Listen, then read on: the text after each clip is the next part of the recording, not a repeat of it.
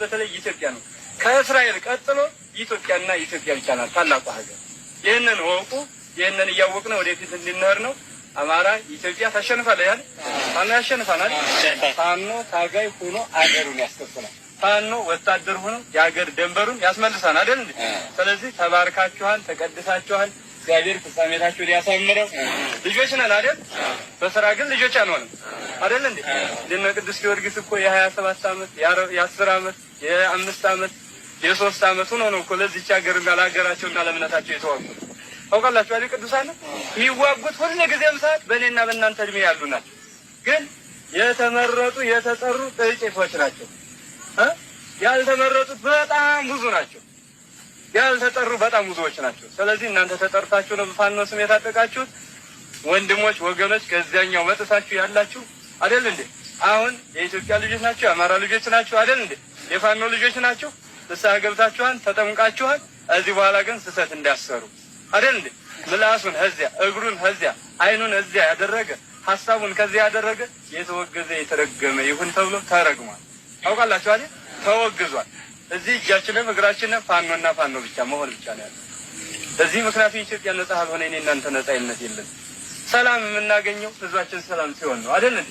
ስለዚህ አሁን ጫካ ነን። የዛሬ ግን 2 ወር ወይም መስከረም ላይ ሌላ ቦታ እንገናኛለን ማለት ነው።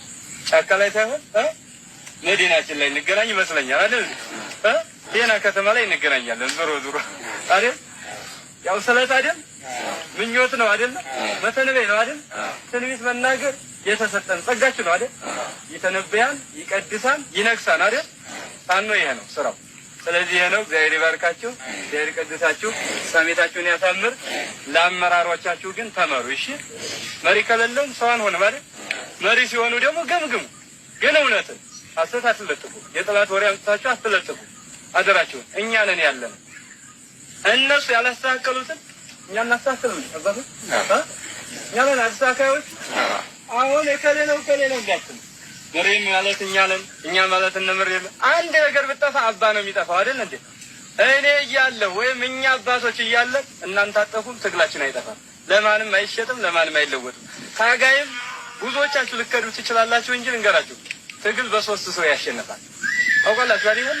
ብዙ ሰው ሊሄድ ይችላል፣ ብዙ ሰው ሊሞት ይችላል፣ ብዙ ሰው ሊማረክ ይችላል። ግን ልንገር 3 ሰው እናሸንፋለን። ለምን? እግዚአብሔር ቃሉን የሰጠን ለኛና ለኛ ብቻ ስለሆነ ቃል ኪዳን የተቀበለ ሰው ስለሆነ የሚመራው። ያልተመረጠ ሰው ፋኖን አይመራም፣ ፋኖ መሆን አይችልም። ስለዚህ ወንድሞቻችሁን አደራችሁን በስርዓቱ እንድትታዘዟቸው። መሪዎች የሆናችሁ ደግሞ ከታችም እስከ ላይ ድረስ ያላችሁ ለተመሪዎች ምን ማድረግ አለብን? ስነ ምግባር ማስተማር አለብን። ከልክ ከተለያየ አስተሳሰብ የወጣ መሆን አለብን። ስነ ምግባርም ማስተማር አለብን። እኛም ተቀባይ መሆን አለብን አይደል እንዴ?